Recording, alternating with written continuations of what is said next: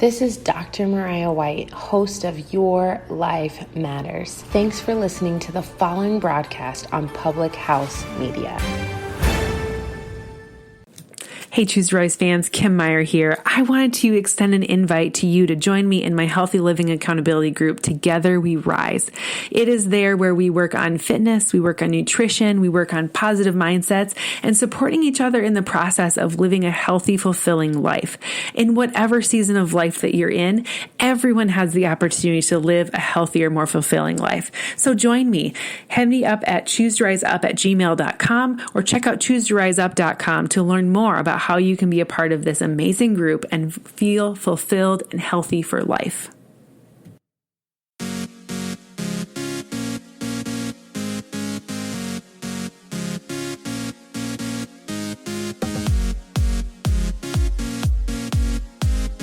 Embrace the silence. Silence is golden, unless you have a toddler. Then silence is scary. Oh, good morning, Choose to Rise. I just had to use that quote this morning. You moms all know that silence is golden. Unless you live with a toddler, then silence is scary. It was just funny this morning, brought a little humor to the topic. Today, welcome to Choose to Rise. I am so glad you're here with me today. It is a beautiful Wednesday here in Iowa, the time of this recording, and it's chilly here, but hey, 'tis the season, right?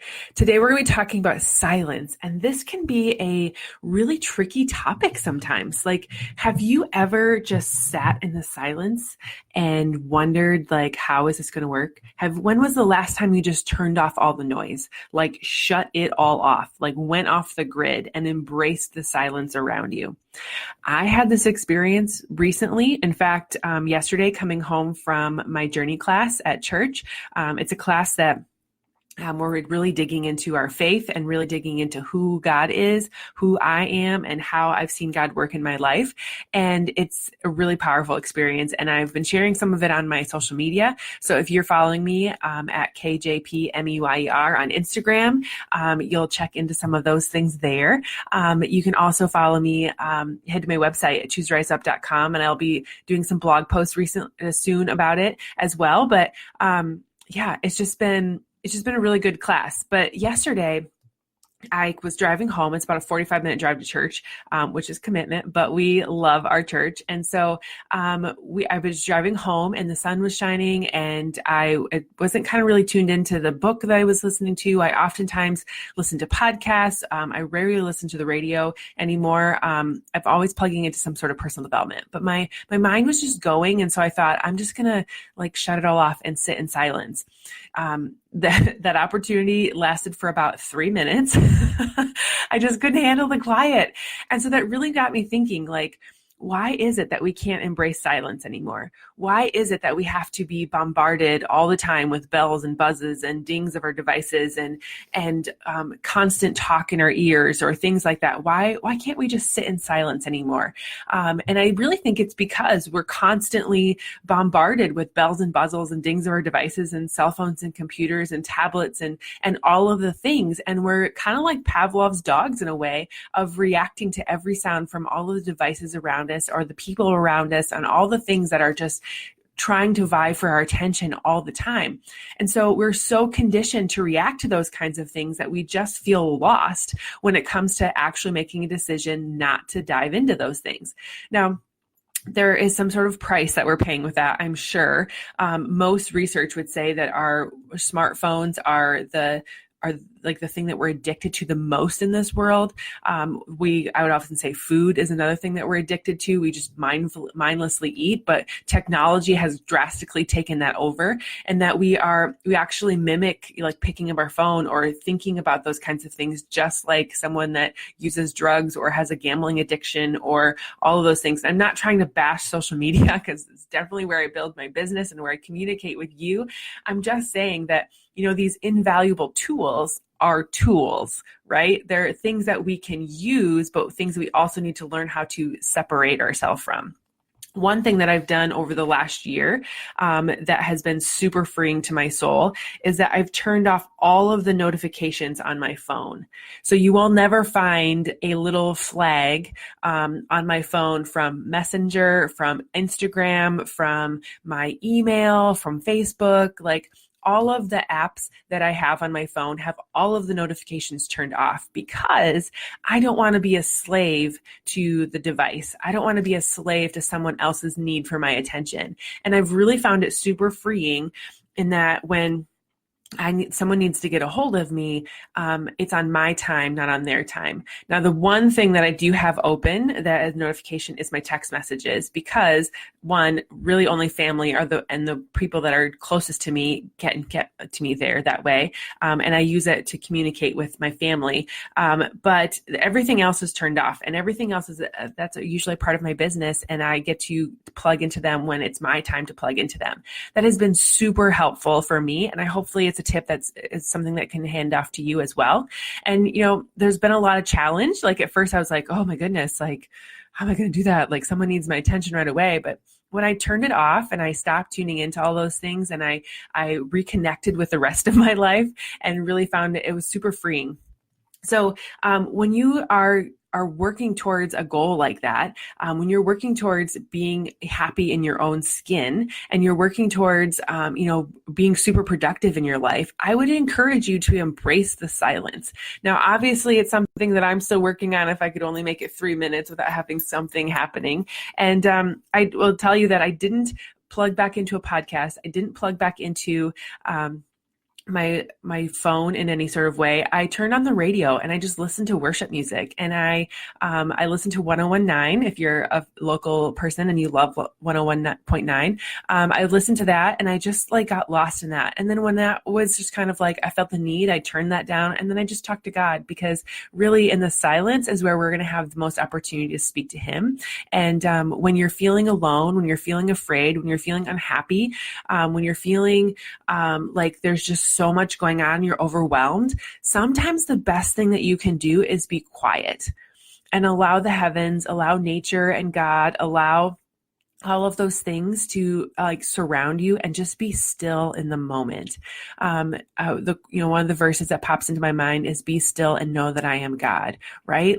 Just know that you are a small thing in this huge world, and sitting in silence can be a big deal and can help you just clear your head and really help you get grounded again and really help you be a part of nature and be a part of this big world and really kind of just sit still and know that you are capable of doing so many things. Now, I really try to sit in some silence in other times of my day. I'm really intentional about my morning routine. And, because I'm an early riser now, I wasn't in the past, but because I am an early riser now, I'm able to practice this habit and this routine very religiously, and doing it every single morning. This morning did not happen so much. I stayed in bed, but it's non-negotiable for me. So I will sit in my silence here in my office and do my meditation, do my journal, do my prayer routine, and really just focus on that, because it helps me be centered. It helps me really understand who I am in the whole grand scheme of things, and it helps me get connected to my source energy, which is my God, and help me just really focus on what's really important in the day. Not the messages, not the crazy schedule, not the demand that I need to be someplace all the time, but really the magical sense of I am here in this world for a purpose. And if I listen to Him and I find where my silence is going to give me clarity in this world, silence is where we find our sanity. Silence is where we find our peace. Silence is where we find ourselves, because it's where we connect most to Him and we can really listen to the whispers of Him. Then that's where we're able to really find our purpose. So there's a couple things that you can really embrace silence, and here's some reasons why. One, silence has been shown to help relieve stress and tension, and that studies have shown that unnecessary noise can lead to adverse effects, like things including high blood pressure, heart attacks, release of stress hormone, like cortisol in your body, which just wreaks havoc everywhere. It turns out silence can actually exact opposite effect, releasing tension in the brain and body. In fact, a 2006 study on the heart found that just 2 minutes of silence is actually more relaxing than listening to relaxing music or being, and it based on your blood pressure and your blood circulation to the brain. Isn't that crazy? So just even find 2 minutes of silence. So that 3 minutes of silence the other day in the car really kind of did me well, I guess.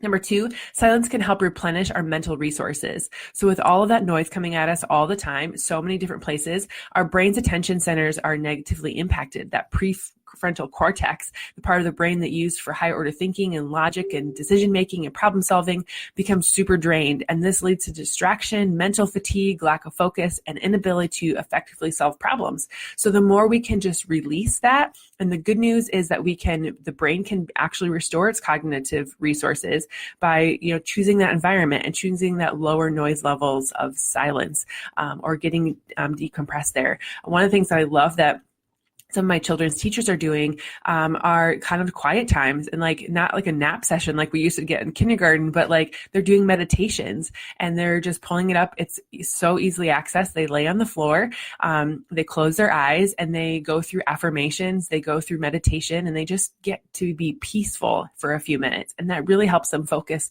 more on their schoolwork, the things that they're learning. So I really love and appreciate that they're doing that in their classrooms. The third thing that you can do, the kind of reason, is silence. In silence, we can tap into the brain's default mode networks. This means that in silence, we all allow our brains to do some of the things that they are designed to do, like daydreaming, like meditating, like simply letting our minds wander, and then all of these restorative qualities to the brain. We tap into our inner thoughts, our emotions, our ideas. We really listen to, our spirit, and that things can actually help us be more creative and empathize with other people, which means we'll have more life, we can experience life in a deeper way. So silence can also help regenerate our brain cells. Yes.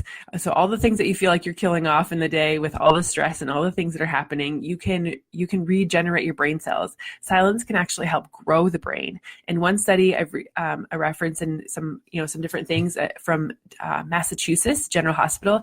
They conducted a study with 16 participants that were asked to meditate for a minimum of 30 minutes a day. Nothing else different in their daily routines. All they did was meditate for 30 minutes. And then with an MRI done at the beginning and end of the study, scientists found that after only 8 weeks, they found that one subject showed a marked increase in the size of her hippocampus, which is the big part of the brain, which is the part of the brain that's responsible for learning and memory. Not only that they showed a marked decrease in the size of their amygdala, which is the part of the brain responsible for fear and anxiety, stress and anger. That's just from 30 minutes of meditation. So if you can get 5 minutes of meditation a day, you're starting the process, right? So silence is golden. And when you can really work on taking that challenge on and meditating some time, and meditation really is just focusing in on a certain item, a couple of words, a couple of phrases, or really just sitting silent and letting the thoughts flow in and out. Meditation is not it can be a guided app. It can be a certain thing that you go through a process, but it really can just be laying in silence and just letting thoughts come and go. And it's a great way to just be. And the silence truly is golden. Unless you have a toddler, then it's scary. But silence really is a gold thing. And when you can really take me up on this challenge and be a part of this, and I would really love to know if you do this, if you benefit from it, what is that you love about it? Let's talk about it. So comment below in this video here. If you're watching on Facebook Live, comment, send me a message at choosetoriseup@gmail.com. Let's talk about this. I'd love to know. I'd love to be a part of it and part of what you're doing, and just learn and grow from you. So if that's something that you're doing, let me know. Again, if you want to get connected with me, head over to chooseriseup.com. Where you find out more about what I do. You can find out more about my team. Click on the Building to Freedom section up in the top bar, and we'll be able to get connected and see how you can be a part of this team too. So all of this stuff has come in my life because I've chosen this healthier lifestyle, because I've chosen to take care of who I am so that I can take care of others better. It's like you become a vessel where it's being filled up and overflowing to other people. Instead of being that vessel, it's constantly tipping and pouring into others and being left empty yourself. So embrace the silence, embrace who God made you to be, rise up out of your current situation to live your best life today. And I hope I get to see you here again later in the week. And I will talk to you all then. Have a great one, everyone.